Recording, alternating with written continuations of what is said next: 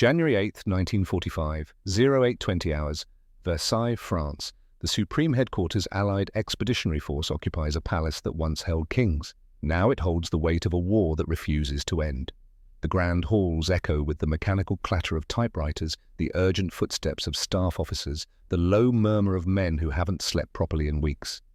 Outside, a cold rain falls on the cobblestones, the kind of rain that soaks through wool and settles into bones. In a small office on the second floor, Dwight David Eisenhower sits alone. The ashtray on his desk overflows, 4 cigarettes, maybe 5, stubbed out in the last hour. The room smells of stale smoke and wet paper. A single desk lamp throws yellow light across a stack of intelligence reports, casualty figures supply manifests. The numbers blur together after a while. 76,000 American casualties, 100,000 German casualties.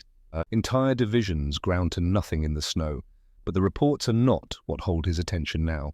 On his desk, a telegram, 2 pages, the words typed in the stark, impersonal font of military communications. No pleasantries, no preamble, just facts delivered like a blow to the gut. From Bradley Omar N., Lieutenant General, 12th Army Group to Eisenhower. Dwight D. General, Supreme Commander, Classification, Eyes Only, Subject Command Crisis. The first paragraph is simple enough. Montgomery held a press conference yesterday. January 7th, a schoolhouse somewhere in Belgium, reporters gathered in the cold. The Field Marshal spoke for 30 minutes about the Battle of the Bulge, about German offensives and Allied responses, about the brilliant maneuvers that saved the situation. He spoke about himself. Eisenhower reads the second paragraph again. His hand doesn't shake. Not yet. But there's a tightness in his chest, a slow building pressure like the air before a thunderstorm. Montgomery described the American forces as disorganized, on the verge of collapse. He implied that only British intervention, only his own steady hand, prevented total catastrophe. He barely mentioned Patton's drive from the south. He didn't mention the 101st Airborne at Bastogne at all. 14 American journalists were present, 11 filed stories within 6 hours. The word they used most often was betrayal. The third paragraph is where everything breaks. Patton called at 0900 hours this morning. He was not calm. He did not use proper radio protocol. He screamed into the telephone that if Montgomery was not relieved of command, he would resign his commission immediately. Bradley told him to wait, to think clearly, to remember the larger war. Patton's response was unequivocal. Fire him or I resign. Those exact words, and then the final line, the one that makes Eisenhower's jaw tighten. Sir, if you do not remove Montgomery from command of American forces, I will submit my own resignation. I cannot serve under a man who claims credit for American blood. Bradley follows Patton, both of them. Gone. Eisenhower sets the telegram down slowly. He leans back in his chair. The leather creaks. Outside, the rain intensifies, drumming against the window like fingers, tapping out a message he can't quite decode. 24 hours ago, he thought the crisis was over. The German offensive, Hitler's desperate gamble in the Ardennes, was collapsing. The bulge in the Allied line was being compressed, squeezed from north and south like a vice, closing on steel. In 8 days, maybe less American forces would meet at a small Belgian town called Houffalize. The trap would snap shut. The German army would be cut in half, their last reserves destroyed. Victory was so close he could taste it. Now this. There's a second page attached to Bradley's telegram. Eisenhower almost missed it.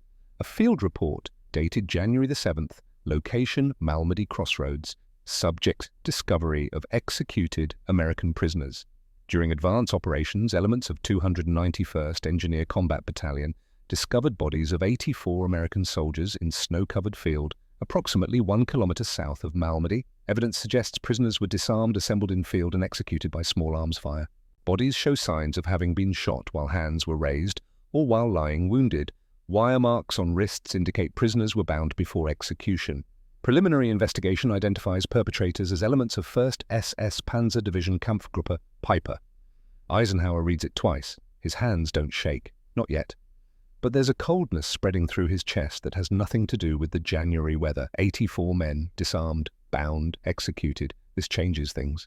Not strategically, not tactically, but it changes the nature of what they're fighting. This isn't just about territory or political objectives anymore. It's about men who murdered prisoners in cold blood, about an enemy that deserves no quarter. And if word of this spreads through the ranks, when word spreads, because these things always spread, American soldiers will remember. They'll remember when they encounter SS troops. They'll remember when Germans try to surrender. The rules of war, already frayed by 4 years of brutality, are about to disintegrate completely in the Ardennes forest. Eisenhower sets the report aside, adds it to the growing list of problems he can't solve.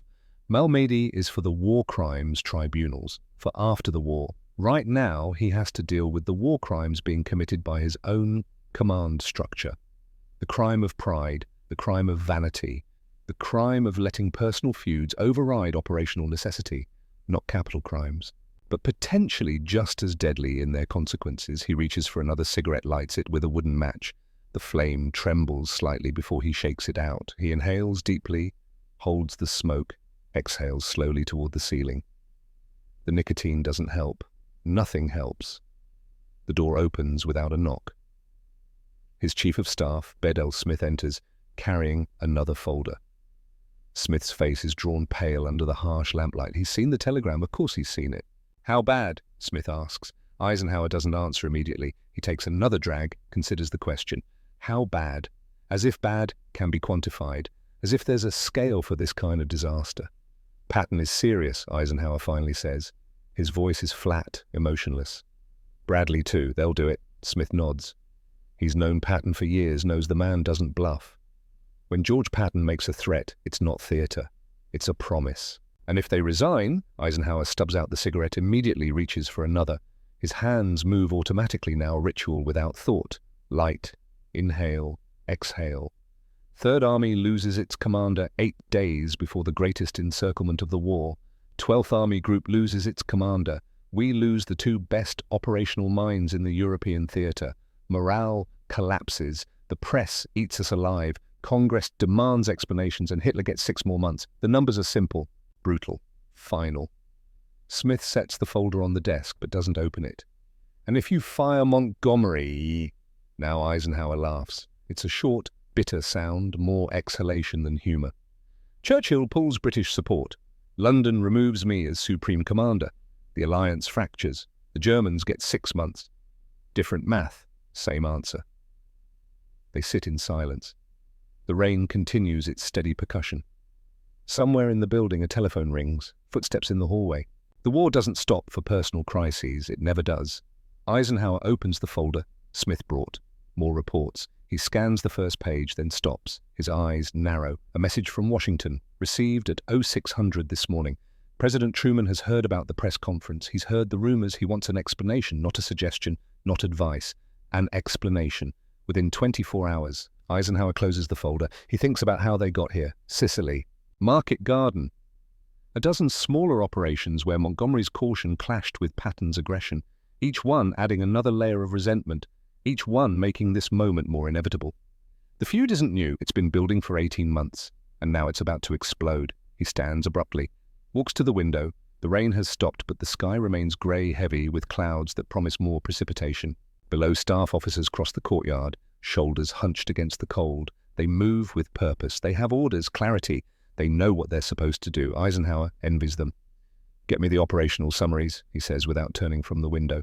Everything from December 16th to now. Patton's movements, Montgomery's movements, hour by hour. "Sir, you've already reviewed..." "I want to review them again." Smith leaves without further argument. Eisenhower remains at the window. His reflection stares back at him from the glass. A tired man. 54 years old, but feeling 70. The uniform still fits, but hangs differently now. Weight lost through stress and irregular meals and too many cigarettes. He remembers the first meetings, Montgomery in North Africa, already a legend after El Alamein, speaking with absolute certainty about everything, military tactics, politics, the proper way to conduct operations. Insufferable but effective. Montgomery didn't lose battles. He might take twice as long. He might demand 3 times the resources. But when he committed, it succeeded. And Patton, Morocco, custom uniforms and ivory-handled revolvers, speaking in aphorisms and profanity, believing war was an art form, and he was its greatest practitioner, exhausting but brilliant, winning through audacity and speed and an almost supernatural understanding of momentum. 2 men, 2 philosophies, both necessary, both impossible to reconcile, and now Eisenhower has to choose between them. The door opens. Smith returns with 3 thick folders. He sets them on the desk, opens the first one. Maps spill out, movement charts, communications logs. December 26th, Smith begins. Patton initiates the relief of Bastogne. Third Army pivots 90 degrees north. Weather conditions blizzard. Temperature -15 Celsius. Visibility near zero. Eisenhower returns to his desk. Sits. Lights another cigarette. Smith continues. Patton commits 3 divisions initially. 4th Armored, 26th Infantry, 80th Infantry. No pause for resupply. No waiting for weather to clear. Just attack. Straight into the teeth of the German defenses where... The maps show it clearly. Red arrows indicating Patton's advance. Jagged, chaotic, multiple axes simultaneously. Find weak points. Exploit them. Don't stop. First contact at 0600. By 1400 hours, 4th Armored has penetrated 8 kilometers. By midnight, they're within 12 kilometers of Bastogne. Total advance in 16 hours, 24 kilometers through active enemy resistance in a blizzard. The casualty reports are staggering. That first day alone, 3rd Army lost nearly 2,000 men. Killed, wounded, captured. Tanks disabled by mechanical failure. Soldiers suffering frostbite and hypothermia, but they kept moving. December 27th. Patton commits 2 more divisions, breakthrough achieved. German defensive line fragmenting. Elements of 4th Armored reach Bastogne perimeter at 16:30 hours. Link established. 101st Airborne relieved. Eisenhower studies the maps. Patton's operations look insane on paper. No proper preparation, inadequate supply lines, flanks exposed. Every military academy would fail a student who proposed these plans. But they worked. They always worked. Because Patton understood something the academies didn't teach. Speed is its own form of protection. Move fast enough and the enemy can't react. Strike before they're ready and their superior numbers don't matter. Smith moves to the next folder. Montgomery's operations, Northern Shoulder. January 3rd, Montgomery launches coordinated offensive from the north. Weather conditions improved. Temperature -5 Celsius. Visibility moderate. The contrast is immediate. Where Patton's arrows are jagged and opportunistic, Montgomery's are straight and methodical. Advance 3 kilometers. Consolidate. Bring up supplies. Advance 3 more kilometers. Everything by the book. January 3rd to January 8th. Total advance 48 kilometers. Casualties 9,000. Eisenhower does the math silently. Patton covered 133 kilometers in 11 days. 67,000 casualties. Montgomery covered 48 kilometers in 5 days. 9,000 casualties. Different approaches. Different philosophies. Different costs. Montgomery would argue his method was superior. Fewer casualties, controlled advance, victory achieved through preparation. Why sacrifice men unnecessarily? Patton would argue Montgomery's caution cost lives differently. Every day spent preparing was a day Americans died at Bastogne. Every hour of careful planning was an hour of German artillery falling on the 101st Airborne. Who was right, Eisenhower doesn't know, and that's the problem. The folder in front of Eisenhower contains a transcript, 8 pages, single-spaced. Every word Montgomery spoke at yesterday's press conference, transcribed by a stenographer and transmitted to Supreme Headquarters within 2 hours of the event concluding. Eisenhower has read it 3 times already. Each reading makes it worse. The press conference took place in a small schoolhouse in Zonhoven, Belgium. 14 journalists attended, 12 American, 2 British. Montgomery arrived precisely on time as he always did. He wore his trademark beret and a wool sweater under his uniform jacket. The room was cold. Someone had tried to heat it with a small coal stove that produced more smoke than warmth. Montgomery stood at the front of the room. No notes. He never used notes. He spoke for 31 minutes. The transcript begins simply enough. Pleasantries. Acknowledgement of the journalist's difficult working conditions. A brief overview of the strategic situation. The German offensive launched December 16th. The initial breakthrough. The crisis. The response. Then, page 3. The situation was, I must say, somewhat untidy when I arrived, Montgomery said. The American forces had been hit quite hard.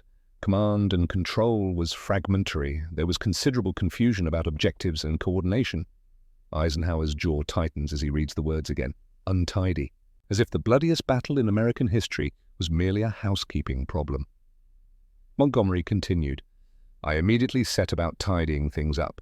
We established clear lines of communication, we reorganized the defensive positions, we brought order to what had been frankly rather chaotic. The journalists asked questions. Montgomery answered them with the absolute confidence of a man who believed every word he spoke. Question. Field Marshal. What was your assessment of American combat effectiveness during the crisis? Answer. The American soldier fights with tremendous courage, absolutely tremendous, but courage alone is not sufficient. Modern warfare requires coordination, planning, systematic application of force. These are areas where I must say there was room for improvement. Me? Question. Were American commanders adequately prepared for the German offensive? Answer: I don't think it's productive to assign blame. What matters is that when the situation required experienced leadership, when it required someone who understood how to manage large-scale defensive operations, I was able to provide that leadership. And the result speaks for itself. Page 5. This is where it becomes unforgivable. Question: Field Marshal, how would you characterize your working relationship with American commanders during this operation? Answer: General Hodges and his staff were cooperative once clear direction was established. As for other American commanders, well, I believe in letting results speak for themselves. The northern shoulder held. We've now transitioned to offensive operations. We're advancing steadily toward our objectives. This was achieved through proper military science, not through, shall we say, theatrical gestures.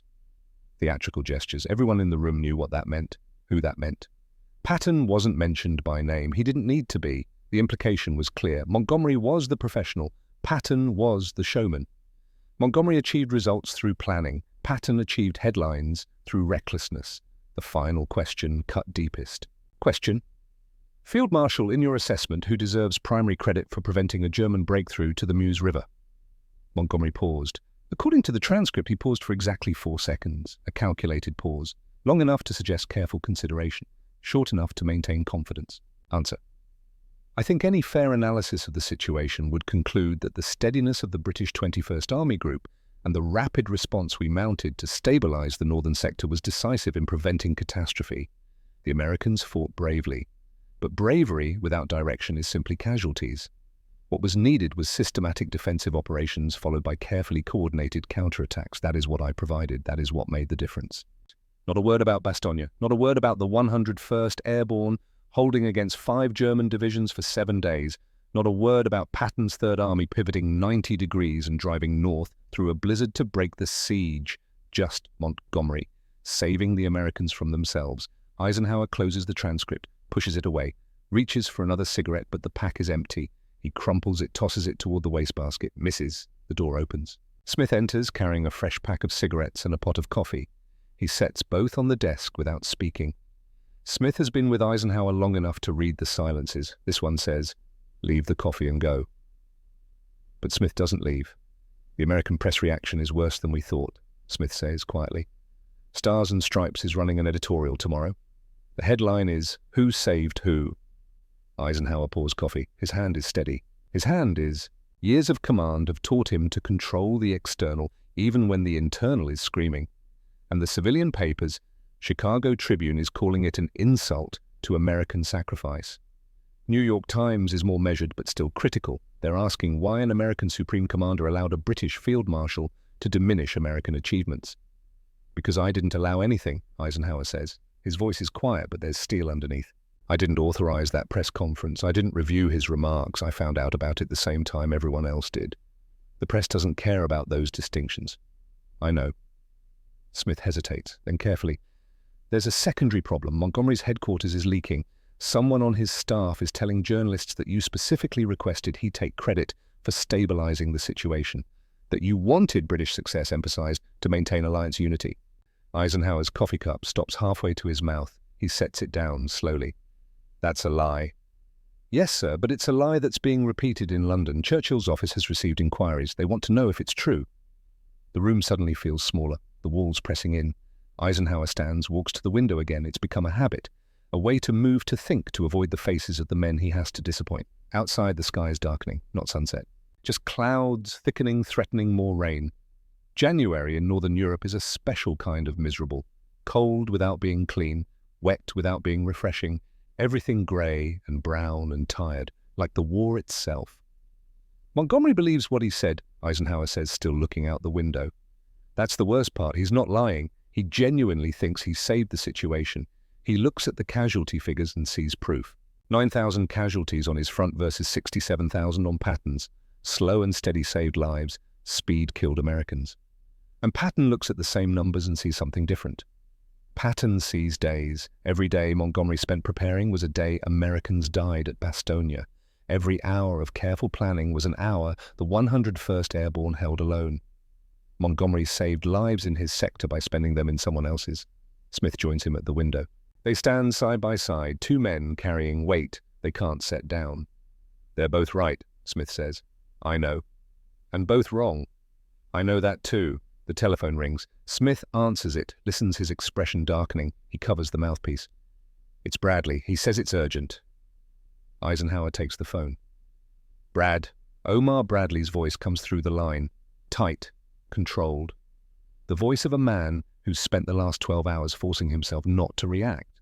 Ike, I'm calling as a courtesy before I put this in writing.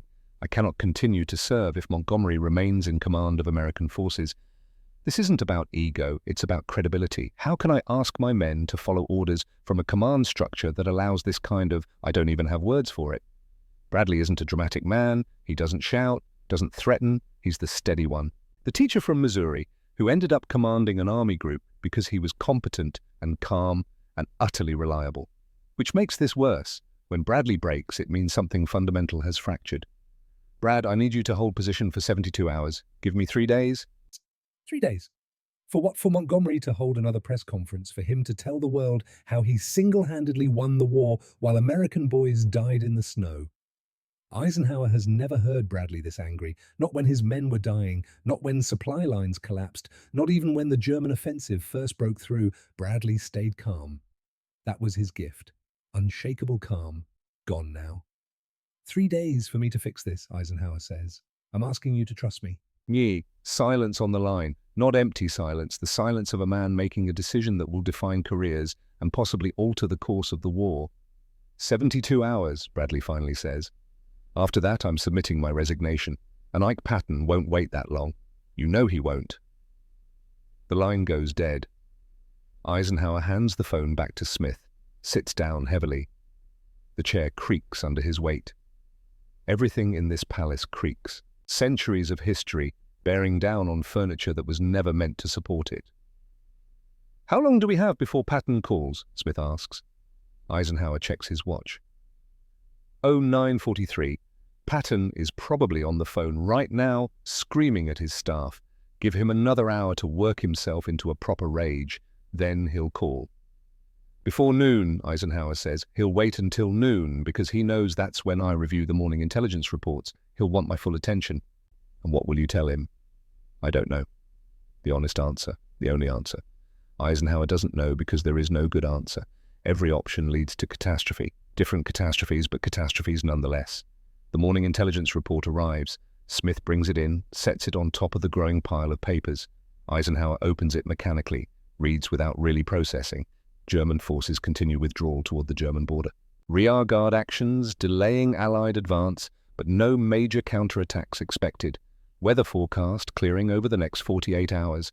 Air operations can resume, roads improving, mobility increasing. All good news, the kind of news that would normally lift his spirits. The war is being won, slowly, expensively, but won. Except the war isn't just against Germany, it's against chaos, against entropy, against the natural human tendency to fracture under pressure. And that war Eisenhower is losing. He turns to a map on the wall, a large-scale overview of the entire Western Front. Blue arrows indicate Allied forces, red arrows indicate German forces. The arrows are converging. Slowly but inevitably they're converging on Germany itself. The plan is clear. Squeeze from the west while the Soviets squeeze from the east. Destroy the Wehrmacht, occupy Germany, end the war. But the plan requires unity, American and British forces working together. Montgomery's 21st Army Group in the north, Bradley's 12th Army Group in the center. 3 hammers striking in coordination. Break one hammer and the whole structure weakens. Eisenhower's finger traces the line from Hofelize east toward the Rhine River. That's the next objective. Cross the Rhine, enter Germany proper. But to get there requires overwhelming force applied with precision. Requires air superiority and logistical miracles. And most of all, requires commanders who trust each other. Trust. That's the resource he's running out of. Not ammunition or fuel or replacement soldiers. Trust. The telephone rings again. Smith picks it up before Eisenhower can move. Listens. His expression doesn't change, but something in his posture tightens. It's Patton, Smith says, holding out the receiver. Eisenhower checks his watch. 11:17, 43 minutes early. Patton must be angrier than usual. He takes the phone. George? The voice that comes through the line is not shouting. That's the first surprise. Patton's voice is quiet, controlled. The tone of a man who has moved past anger into something colder. Ike, I'm going to say this once. Fire Montgomery or I resign. Today, not tomorrow, not next week. Today. George, I need time to eat. There is no time. Every hour Montgomery remains in command of American forces is an hour my men think their sacrifice doesn't matter. Do you understand what that does? Do you understand what it means when soldiers die and then some British field marshal tells the world their deaths were the result of poor American leadership? Eisenhower grips the phone tighter. Montgomery didn't say that exactly. He said it close enough. He said American commanders needed his guidance to avoid catastrophe. He said systematic British operations saved the situation. He didn't mention Bastogne, didn't mention the 101st holding for 7 days, didn't mention my Third Army driving north through conditions that would have made him postpone for a month. I know what he said. Then you know what you need to do. Eisenhower closes his eyes. Behind his eyelids, he sees the map. The converging arrows, the timetable. Huffelei's in 8 days, Rhine crossing in 6 weeks, Berlin by summer if everything goes perfectly. But perfection requires all the pieces working together. George, if I fire Montgomery, Churchill will remove me. You know that, and whoever replaces me might fire you anyway. You've burned too many bridges in London. Silence on the line, Patton breathing, thinking, the gears turning in that brilliant, erratic mind. Then we both go down together, Patton finally says. Better that than serving under a man who steals credit from American dead. Oh, it's not that simple. It is exactly that simple. This is about honor, Ike, something Montgomery wouldn't recognize if it bit him on his British ass. And there it is, the core of it. Not strategy or tactics or operational effectiveness. Honor. The concept that makes men charge machine gun nests and refuse to retreat and die for pieces of frozen ground that have no strategic value. Honor matters. Eisenhower knows it matters. An army without honor is just an armed mob. Discipline comes from believing your cause is just and your leaders respect your sacrifice. But honor is also what makes wars last longer than necessary. It's what makes men refuse surrender when surrender would save lives. It's what makes possible this exact conversation. Give me 72 hours, Eisenhower says. 3 days, I'll fix this. How? I don't know yet, but I will. Another silence. Longer this time. 60 hours, Patton says.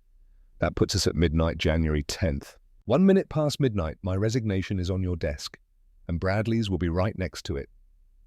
The line goes dead. Eisenhower sets the phone down. His hand is shaking now, just slightly, a tremor he can't quite control. 60 hours, Smith says, not a question. He heard the whole conversation. 60 hours to save the alliance, or watch it collapse. Eisenhower stands, walks to the window one more time. The rain has started again. Steady, cold, the kind that gets into everything and never quite dries. Somewhere in the building a clock chimes noon. 60 hours. 59 now. 58. The countdown has begun. January 9th, 1945. 0600 hours. Eisenhower hasn't slept. The walk through the palace grounds lasted 2 hours, then back to his office, reading reports, smoking cigarettes, waiting for an idea that refuses to come. 46 hours remaining. Smith enters, carrying breakfast on a tray. Toast, coffee, eggs that look like they've been sitting too long. Eisenhower waves it away. You need to eat, Smith says. I need to think. Smith sets the tray down anyway. Then think while eating. You're no good to anyone if you collapse. Eisenhower picks up the coffee, black, strong enough to dissolve the spoon. He drinks it in 3 long swallows, feeling the caffeine hit his system like an electric shock. Any word from Montgomery? He asks. Nothing. His headquarters issued a statement overnight saying the field marshal stands by his assessment and has nothing to add. Of course, Montgomery has decided silence is strength. Let the Americans squirm. Let them realize they need him more than he needs them. The calculation isn't wrong. 21st Army Group is critical to the final push into Germany. Montgomery commands the best approaches to the Ruhr Germany's industrial heartland. Without British cooperation, the entire northern strategy collapses. But Montgomery's calculation misses one crucial element. Politics. Wars are won on battlefields, but they're sustained by political will. And right now, American political will is fracturing under the weight of Montgomery's arrogance. Get me General Marshall, Eisenhower says. Scrambled line. Smith's eyebrows rise. Marshall is the Army Chief of Staff, Eisenhower's direct superior. Calling Marshall means escalating this beyond theater command, means admitting he can't solve it alone. "You're sure?" Smith asks. "No, but do it anyway." The call takes 20 minutes to connect. Scrambled communications from France to Washington require multiple relay stations, authentication protocols, encryption sequences.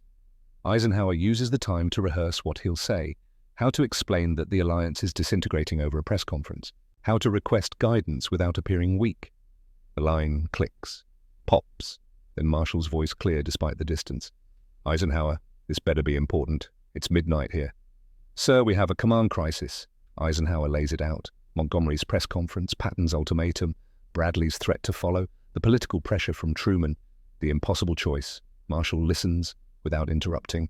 When Eisenhower finishes, there's a long silence. Not the silence of a man thinking, the silence of a man already knowing the answer and deciding how to deliver it. "What do you need from me?" Marshall finally asks. "Guidance, sir. If I fire Montgomery, Churchill will likely request my relief. If I keep Montgomery, I lose Patton and Bradley. Either way, the command structure is compromised. What does your gut tell you?" Eisenhower almost laughs. His gut is screaming that there are no good options, that every choice leads to disaster. "My gut says both men are necessary. Montgomery for the systematic reduction of German defenses, Patton for the exploitation when those defenses break. I need them both, but I can't have them both. Not after this." Marshall's voice comes back firm, decisive. "Then you need to create a third option." "Sir." "Eisenhower, you're thinking like a staff officer. Binary choices, option A or option B. But you're not a staff officer anymore. You're supreme commander. That means you make the reality. You don't choose between existing options. You create new ones." The words hang in the air. Create new ones. "What if Montgomery won't cooperate?" Eisenhower asks. "Then you don't need his cooperation. You need Churchill's. Go over Montgomery's head, not to demand he be fired, to propose a solution that gives everyone what they need." "Which is?" "That's for you to figure out. You have the authority, use it." But Eisenhower, "Whatever you decide, decide fast. Uncertainty kills morale faster than bad decisions. Soldiers can handle being told no. They can't handle not knowing." The line goes dead. Eisenhower sits back, stares at the phone. Create a third option. Go to Churchill. The idea is dangerous. If Churchill interprets it as an American demand to discipline Montgomery, it could backfire spectacularly. But if framed correctly as a request for Churchill's wisdom in preserving alliance unity, maybe. Smith. Eisenhower calls. "Get me a secure line to London. Prime Minister's office." Smith appears in the doorway. "Churchill directly." "Churchill directly, but that's going to create waves." "Good. I need waves. I need something to break this logjam before Patton's deadline." The call to London takes even longer to arrange. Churchill doesn't maintain the same round-the-clock communications protocol as military headquarters. His staff has to be roused. Security verified. By the time the line connects, it's 0800 in Versailles. 9 o'clock in London. Churchill's voice booms through the static, unmistakable, even through the encryption warble. "General Eisenhower, to what do I owe the pleasure of a direct call at this ungodly hour?" "Prime Minister, I apologize for the intrusion, but we have a situation that requires your immediate attention." Eisenhower explains. Carefully, diplomatically, he emphasizes alliance unity. Frames Montgomery's press conference not as misconduct, but as a misunderstanding that's being exploited by those who want to divide American and British forces. Churchill listens. Eisenhower can hear him breathing heavily, can almost picture the Prime Minister in his study, cigar in hand, brandy nearby despite the morning hour. "I see," Churchill says when Eisenhower finishes, "and I presume General Patton is being his usual dramatic self about this." "Sir, with respect, this goes beyond General Patton's personality. The American press is questioning whether American forces are properly valued within the alliance. Congressional leaders are asking the President why British commanders claim credit for American sacrifices. I have a telegram from President Truman on my desk demanding explanations." "Ah." The single syllable carries enormous weight. Churchill understands immediately. This isn't about hurt feelings, it's about political survival. Truman can't afford to look weak, can't afford to let British generals overshadow American achievements. "What would you have me do, General?" "Here, this is the moment." Eisenhower takes a breath. "I'm not asking you to discipline Field Marshal Montgomery, sir. I'm asking you to help me find a path that preserves both his dignity and American morale. Something that acknowledges the full scope of Allied cooperation without diminishing anyone's contribution. You want me to contradict my Field Marshal publicly? I want you to provide context that he understandably focused on his own sector may have inadvertently omitted. Clever. Frame it as Churchill adding information, not correcting Montgomery. Give Churchill the role of statesman rather than disciplinarian. Churchill chuckles. It's a dark sound. You're learning, Eisenhower. Very well. I have a speech scheduled in the House of Commons in a few days. I'll see what can be done. But understand this, I won't throw Montgomery to the wolves to appease American sensibilities. He's a difficult man, yes. Arrogant, certainly. But he's also one of the finest commanders Britain has ever produced. I'm not asking you to throw him to anyone, sir. I'm asking you to remind the world that this war is being won by Allied cooperation, American and British together, not one or the other. And what will you do about Patton, his ultimatum, as you call it? I'll deal with Patton, but I need you to give me something to show him, some indication that the narrative is being corrected. Otherwise you lose your best field commander 48 hours before a critical operation. Churchill pauses. Very well. I'll address this in my speech, but Eisenhower, you owe me one, and I collect my debts. Thank you, Prime Minister. Don't thank me yet. I haven't decided what I'm going to say. I'll consider what serves the alliance best, which may not be what you want to hear. The line goes dead. Eisenhower sets down the phone. Smith is watching from the doorway. Well, Smith asks. He'll do something, maybe, in a few days, on his own terms. That's not good enough for Patton's deadline. I know, which means I need to go see Patton myself face to face. Smith's eyes widen. Sir, that's a 6-hour drive through territory that was a combat zone 2 weeks ago. Roads are barely cleared, and you'd be leaving headquarters at the most critical moment. Which is exactly why I need to go. Patton needs to see that I take this seriously enough to leave headquarters, that I'm willing to meet him on his ground, not demand he come to mine. And if Montgomery finds out you drove 6 hours to mollify Patton but wouldn't meet with him, then Montgomery can be offended. I'm done managing his feelings. This is about preventing Third Army from losing its commander. Smith nods slowly. I'll arrange the car. When do you want to leave? Now, before I change my mind. The staff car is a simple Dodge Command car, olive drab, mud splattered from winter roads. The driver is a young corporal, barely 20, who looks terrified when he realizes he'll be driving the Supreme Commander. At ease, Corporal, Eisenhower says, climbing into the passenger seat. We're going to Third Army headquarters, fastest route that's been cleared. Yes, sir. Through Rheims, then southeast. About 6 hours if the roads are good. Then let's hope the roads are good. They drive in silence through the morning. The countryside shows signs of war everywhere. Burned out tanks in fields, farmhouses with walls blown away, refugee columns moving slowly along the roadsides, everything they own piled on carts and wagons. This is what they're fighting for. Not strategic objectives or political alliances, these people. These shattered lives that need rebuilding. The car passes through a village, or what used to be a village. Now it's just rubble and broken stone. A church steeple stands alone, everything around it destroyed. An old woman sits on the steps staring at nothing. Eisenhower thinks about the numbers. 76,000 American casualties, 100,000 German casualties. But what about the Belgian civilians, the French farmers, the Dutch families? How many of them died because Montgomery and Patton couldn't set aside their pride long enough to coordinate properly? How many will die in the next 6 months if this alliance fractures? They pass through Rheims at midday. The cathedral still stands miraculous considering the fighting that swirled around it. Eisenhower thinks about the symbolism. Ancient stones surviving modern war. Endurance despite chaos. Maybe there's a lesson there. Third Army headquarters occupies a former German command post outside Nancy. The Americans took it in November, cleared out the Wehrmacht maps, and equipment hung American flags. But you can still see the German efficiency in how it's organized. Everything neat, systematic, very un-Patton. The staff officers snap to attention when Eisenhower walks in. He returns, the salutes, asks for Patton. The general is in his office, sir. I'll announce you. No announcement. I'll find him myself. Eisenhower walks through the building, passes briefing rooms where officers pore over maps, communications centers where radios crackle with traffic from forward units, the machinery of war grinding forward. Patton's office is at the end of a long hallway. The door is open. Through it, Eisenhower can see Patton standing at a window, hands clasped behind his back, staring out at the headquarters compound. Eisenhower knocks on the doorframe. Patton turns. His face registers surprise, then suspicion, then something harder to read. Ike, didn't expect you to drive all this way. I needed to see you in person. Patton gestures to a chair. Eisenhower sits. Patton remains standing, a power move, making Eisenhower look up at him. I'm not withdrawing my ultimatum, Patton says immediately. If that's why you came. I came because we need to talk, really talk, not through telephones or telegrams, face to face. Patton finally sits behind his desk, creating distance even while in the same room.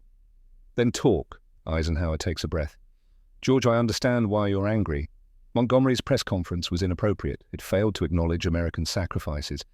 And yes, it made you and your men look inadequate, despite your extraordinary achievements. Damn right it did. But I need you to understand the bigger picture. If you resign, Third Army loses its best commander at the worst possible time. If Bradley follows you, 12th Army Group is paralyzed, the entire command structure fractures, and Hitler gets exactly what he wants: Americans and British fighting each other instead of him. Patton's jaw tightens. So I'm supposed to swallow my pride? Let Montgomery steal credit, let my men think their sacrifices don't matter. I'm asking you to trust me to fix it. I called Churchill this morning, directly. He's agreed to address this in a speech to Parliament. Patton's expression shifts. Churchill? You went over Montgomery's head to Churchill. I went to the one person who can provide context without making this a direct confrontation between you and Montgomery.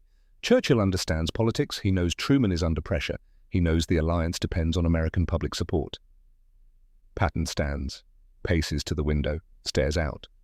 What did Churchill promise? Nothing specific, but he'll speak. And when Churchill speaks, people listen. That's not good enough. It's what we have, George. Patton turns back. You know what really burns me? It's not that Montgomery is arrogant. Hell, I'm arrogant. It's that he doesn't understand what his caution costs. He walks to a filing cabinet, pulls out a folder, slaps it on the desk. Casualty reports from Bastogne, the 101st Airborne, 7 days under siege. Do you know what they went through? No ammunition, no medical supplies, wounded men dying because we couldn't evacuate them. And every single day I was driving north, Montgomery was consolidating his position, bringing up supplies, making sure everything was perfect. Before he moved, Patton's voice rises, anger breaking through. Every day he delayed was a day those men suffered. Every hour he spent planning was an hour they bled. And now he has the gall to say he saved the situation. He didn't save anything. He showed up after the worst was over and claimed credit. Eisenhower lets him vent. Sometimes commanders don't need solutions. They need to be heard. When Patton finishes breathing hard, Eisenhower speaks quietly. You're right. Patton blinks. What? You're right. Montgomery's methods cost lives in ways he doesn't acknowledge. His caution in his sector meant more pressure on yours, more casualties for Third Army. I see that. I understand that. Then why are you protecting him? Because I'm not protecting him, George. I'm protecting the alliance. There's a difference. Eisenhower stands, meets Patton's eyes directly. If I fire Montgomery, the British pull support. Maybe not immediately, maybe not officially, but Churchill will be forced to demonstrate that Britain won't be pushed around by American demands. He'll slow walk cooperation, delay approvals, make everything harder, and the soldiers on the front line pay that price. Patton is silent, thinking. So what's your solution? He finally asks. Give me until your deadline. If I haven't fixed it by then, I'll accept your resignation and Bradley's, and I'll face whatever consequences come from that. But I'm asking you as a personal favor to give me every possible hour to find another way.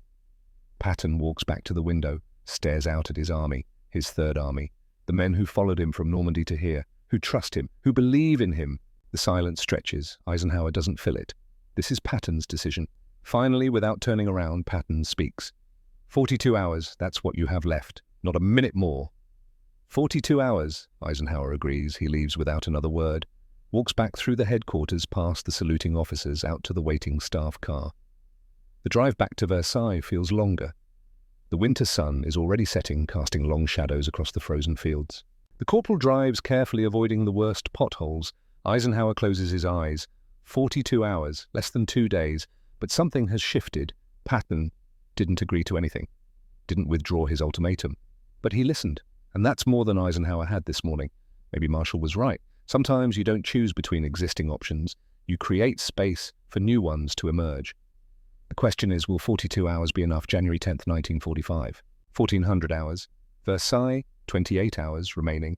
Eisenhower sits in the war room surrounded by maps and reports and the constant hum of military operations. But his mind isn't on the war against Germany. It's on the war within his own command structure. Smith enters carrying a message, flimsy. His expression is carefully neutral, which usually means bad news. Montgomery's headquarters just issued another statement, Smith says, in response to press inquiries about whether he'll issue a clarification. Eisenhower doesn't want to ask, but he has to. And, quote, the Field Marshal has provided an accurate and complete assessment of operations in his sector. He has nothing to add and sees no need for further comment. Unquote. Of course, Montgomery has dug in, decided that any retreat would be seen as weakness. He's going to ride this out, confident that Eisenhower can't touch him. Anything from London? Eisenhower asks. Churchill's speech is supposed to be tomorrow, isn't it? Day after tomorrow, January 12th, but sir... Smith hesitates. There's something else. A transcript from a BBC interview Montgomery gave this morning. It hasn't aired yet, but we got an advance copy through liaison channels. Smith hands over another sheet. Eisenhower reads it, feeling the blood drain from his face. Interviewer. Field Marshal. Some American commanders have expressed concern about your recent characterization of operations in the Ardennes. What would you say to them? Montgomery, I would say that I have the utmost respect for American courage and fighting spirit, but respect doesn't require me to misrepresent facts. The situation was grave when I assumed command of the northern sector. My job was to stabilize it. I did so. If American commanders are uncomfortable with that truth, perhaps they should examine why their forces were in such difficulty in the first place. Eisenhower sets down the transcript. His hands are shaking, not with fear, with rage. When does this air? Tomorrow morning, BBC Home Service, 0900 hours London time. 24 hours before Churchill's speech, Montgomery is doubling down, making it impossible for Churchill to provide a graceful way out without directly contradicting his field marshal on air. It's a calculated move. Brilliant, even. Montgomery knows Churchill won't publicly humiliate him, which means Churchill's speech will have to be carefully worded, diplomatic. Nothing that will satisfy Patton or the American press. Montgomery has outmaneuvered them all. Get me Churchill again, Eisenhower says. I don't care what time it is in London. Get him on the phone. Sir, it's already after midnight there. His staff won't... I don't care if I have to wake him myself. Get him on the phone. Smith leaves. Eisenhower stands, walks to the window. Outside, snow is falling. Soft, gentle, beautiful. The kind of snow that makes you forget there's a war on, except there is a war. Multiple wars. The war against Germany, the war against Montgomery's ego, the war against time. 28 hours until Patton's deadline. And now this. The phone call to London takes an hour to arrange. Churchill's personal secretary refuses at first, citing the late hour. Smith has to invoke Eisenhower's authority as supreme commander, mention the word crisis 3 times. Finally, the connection goes through. Churchill's voice is thick with sleep and irritation. General Eisenhower, this had better be worth waking me at 1:30 in the morning. Prime Minister, I apologize, but Montgomery just gave an interview to the BBC. It airs tomorrow morning, before your speech. And he's doubled down on everything, made it worse. Said American commanders should examine why their forces were in such difficulty. Silence on the line. Then Churchill's voice, suddenly sharp. All traces of sleep gone. What? I'm sending you the transcript now, but Prime Minister, this changes everything. If that interview airs before your speech, there's no way to walk this back. The narrative becomes fixed. British Field Marshal says Americans were incompetent. No amount of diplomatic language in your speech will undo that. More silence. Eisenhower can hear Churchill breathing, can imagine him reading the transcript that's being delivered to him even as they speak. That bloody fool, Churchill finally says, not Montgomery, just that bloody fool. But the venom in his voice leaves no doubt who he means. Can you stop the interview from airing? Eisenhower asks. The BBC is independent. I can't censor them. But... Churchill pauses. I can have a word with the Director General, suggests that airing this interview would not serve the national interest. But Eisenhower, you need to understand something. If I quash this interview, Montgomery will know, and he'll know I did it at your request. That will create its own set of problems. What kind of problems? The kind where a British Field Marshal feels his own Prime Minister doesn't support him, where British commanders start wondering if their accomplishments will always be subordinated to American political concerns. You're asking me to choose between Montgomery and the alliance. I'll do it, but the price is higher than you think. Eisenhower closes his eyes. I know what I'm asking, sir, and I know what it costs, but the alternative is losing Patton and Bradley. 28 hours from now, they both resign, and the American command structure collapses. 28 hours. Churchill's voice is thoughtful now. That's your deadline, is it? Yes, sir. Then here's what I'll do. I'll stop the interview, and I'll move my speech up. Tomorrow afternoon, not the day after, I'll address Parliament at 1400 hours. That gives you... Churchill pauses, calculating. 36 hours. Can you hold Patton that long? I don't know, but I'll try. Try harder than that, General, because if you can't, We're all going to look like bloody fools. Understood. Understood. The line goes dead. Eisenhower sets down the phone. Smith is waiting. Churchill's moving his speech up, Eisenhower says. Tomorrow afternoon, and he's killing Montgomery's interview. That's good news, isn't it? It should be. But now I need to keep Patton from resigning for another 36 hours, and I need to do it without telling him that Churchill is muzzling Montgomery. Because if Patton finds out, he'll see it as confirmation that Montgomery is untouchable, that the only way to win is to resign in protest. Smith nods slowly. So what do we tell him? Nothing, not yet. First, I need to make sure Churchill's speech actually says what needs to be said. You're going to write Churchill's speech? No, but I'm going to suggest very strongly what it should contain. Eisenhower sits down at his desk, pulls out a yellow legal pad, starts writing. Points that must be included: 1. Acknowledge American sacrifices at Bastogne. 2. Credit Patton's Third Army with breaking the siege. 3. Emphasize Allied cooperation, not British leadership. 4. Put Montgomery's contribution in context of larger Operation. 5. No direct criticism of any commander, he writes for an hour. Revising, refining, every word has to be perfect. Too weak, and it won't satisfy the Americans. Too strong, and it humiliates Montgomery, making the situation worse. Finally, he has it. 3 paragraphs, 150 words. Everything Churchill needs to say, and nothing he doesn't. Send this to London, Eisenhower tells Smith. Marked for Churchill's eyes only, not a suggestion, a request from one Allied leader to another. Smith takes the pad, reads it. This is good, really good, but will Churchill use it? I don't know, but I've given him the tool. Whether he uses it is up to him. January 11th, 1945, 1400 hours, London. Churchill rises in the House of Commons. The chamber is packed. Word has spread that the Prime Minister will address the situation in the Ardennes. Everyone knows there's friction between Montgomery and the Americans. Everyone wants to hear how Churchill will handle it. In Versailles, Eisenhower sits in his office listening to the speech over a radio connection. Smith is with him. They've cleared the room of everyone else. 10 hours until Patton's deadline. Churchill's voice comes through the speaker, strong despite the static. Mr. Speaker, I wish to address the House regarding recent operations on the Western Front, specifically the great battle in the Ardennes, which some have termed the Battle of the Bulge. Churchill pauses. The pause carries across the ocean through the radio waves into Eisenhower's office. This battle represents one of the finest examples of Allied cooperation in the entire war. When the German offensive struck on December 16th, American forces bore the brunt of the attack. They held. Against overwhelming odds, in the most appalling weather conditions imaginable, they held. Eisenhower leans forward. This is good. This is what he asked for. Churchill continues. At Bastogne, the 101st Airborne Division, entirely American, withstood a siege by 5 German divisions. 7 days, no resupply, no evacuation of wounded. They held because they are brave men, superbly led. Better. General Patton's Third Army achieved something remarkable. They pivoted 90 degrees in the middle of winter and drove north through a blizzard to relieve Bastogne. This maneuver will be studied in military academies for generations. It was aggressive, it was audacious, and it worked. Eisenhower feels something loosen in his chest. Churchill is doing it. He's actually doing it. Field Marshal Montgomery commanded the northern shoulder of the battle with his characteristic skill and professionalism. His contribution to stabilizing the situation was significant. But, and I want to be very clear about this, the Battle of the Bulge was won by Allied forces working together, American and British, not one or the other. There it is. The key line, the one that puts Montgomery in his place, without humiliating him.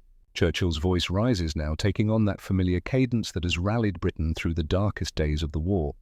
I have seen some press reports suggesting that British forces saved American forces from disaster. This is nonsense. Utter nonsense. The Americans saved themselves.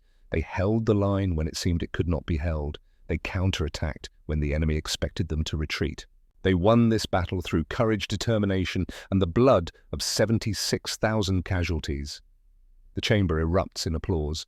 Even through the radio, Eisenhower can hear it. Members of Parliament on their feet, cheering. When the noise subsides, Churchill continues, his voice softer now, more reflective.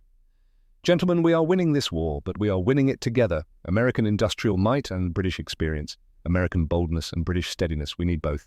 And any attempt to divide credit to claim one nation's contribution as superior to another's serves only our enemies. Another pause. Then Churchill delivers the final blow. I have the highest respect for Field Marshal Montgomery.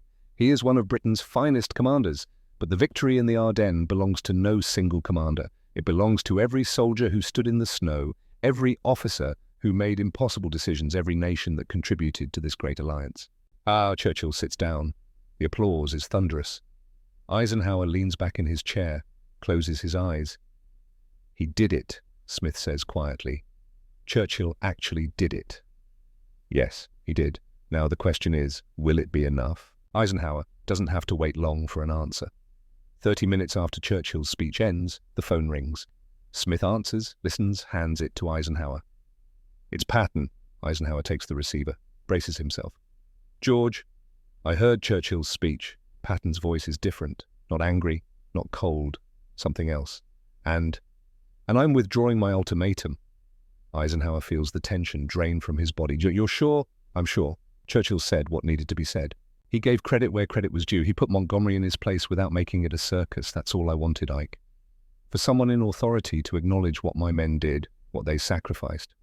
I know, George. Did you have anything to do with that speech? With what Churchill said, Eisenhower considers lying, decides against it. I may have made some suggestions.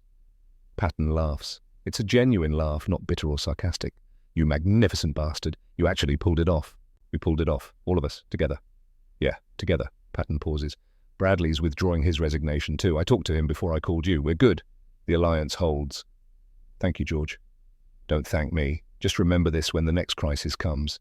Because there will be a next crisis. There always is. The line goes dead. Eisenhower sets down the phone, looks at Smith. It's over, Smith says. The crisis is over. This crisis is over. Patton's right. There will be others. But for now, for this moment, the alliance holds. 6 days later, January 16th, 1945, elements of Patton's Third Army link up with First Army at Hauffeleise. The German pocket is cut in half. The Battle of the Bulge is officially over. Eisenhower stands in the war room watching as staff officers update the maps. Blue arrows converging, red arrows fragmenting, the visual representation of victory. But he's not thinking about the Germans. He's thinking about what almost happened. How close they came to losing everything, not to enemy action, but to pride and resentment, and the inability of great men to work together. Smith enters carrying a folder. Final casualty figures from the Bulge, Smith says. You wanted them as soon as they were compiled.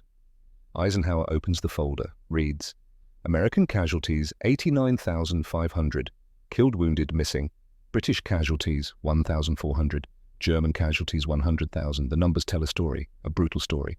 The Americans bore the overwhelming weight of the battle. Patton was right to be angry about Montgomery's press conference. Bradley was right to threaten resignation. But they stayed, they fought, they won. There's something else, Smith says. He hands over a letter. Personal stationery. British. Eisenhower reads it. Dear General Eisenhower, I write to express my gratitude for your leadership during recent events. The speech I delivered in Parliament was necessary, but it was also painful. You put me in a position where I had to choose between supporting my Field Marshal and preserving the alliance. I chose the alliance. I would do so again. But understand that this choice has consequences. Montgomery knows what I did. He knows I essentially repudiated his assessment publicly. Our relationship, never warm, is now decidedly cold. He will continue to serve with distinction, I have no doubt, but he will not forget. Neither will I.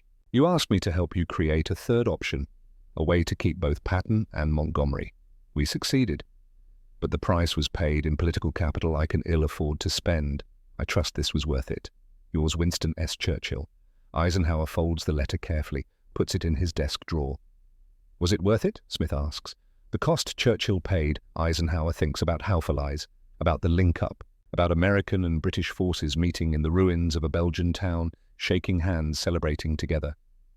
He thinks about what would have happened if Patton had resigned, if Bradley had followed, if the command structure had collapsed 8 days before that moment.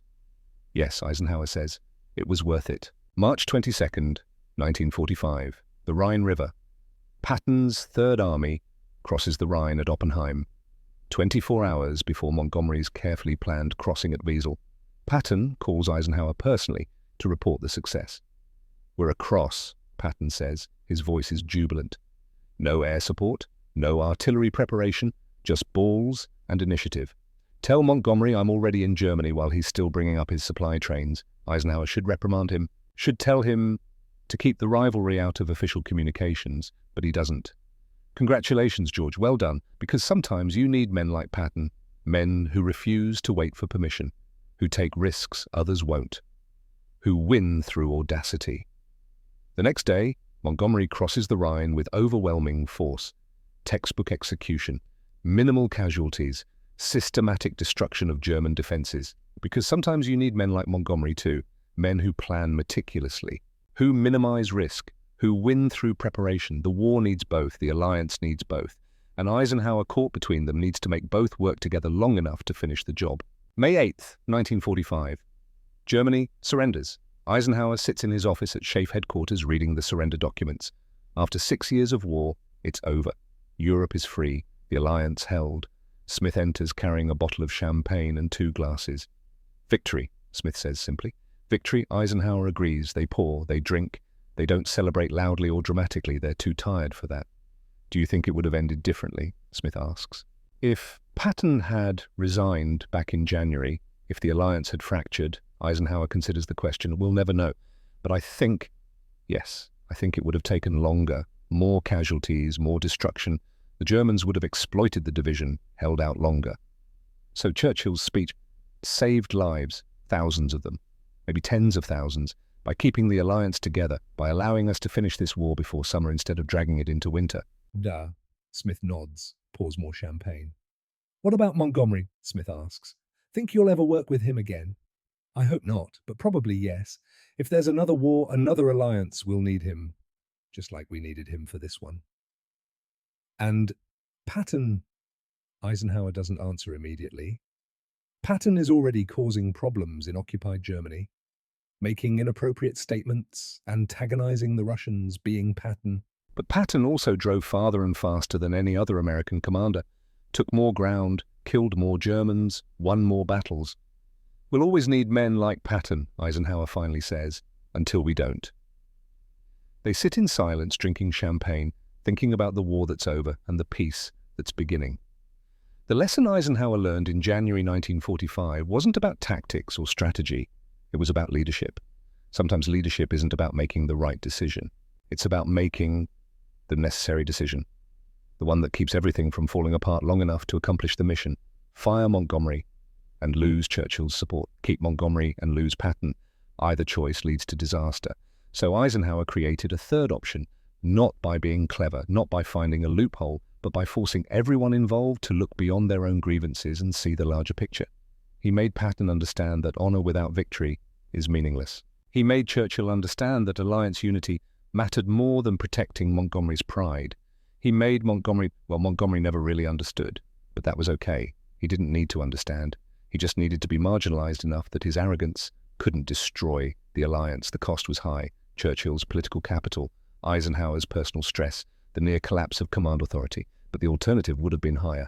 60 hours. That's how long Eisenhower had to save the alliance. 60 hours to prevent 2 of his best commanders from resigning in protest.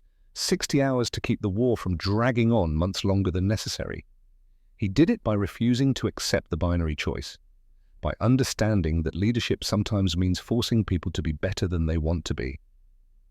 Years later, someone asked Eisenhower what the hardest decision of the war was. D-Day, they expected him to say, or the decision to race for Berlin, or any of 100 tactical choices that cost thousands of lives. But Eisenhower said, January 1945, keeping Montgomery and Patton from destroying each other, that was harder than anything the Germans threw at us. Because war isn't just about defeating the enemy, it's about keeping your own side from falling apart under the pressure.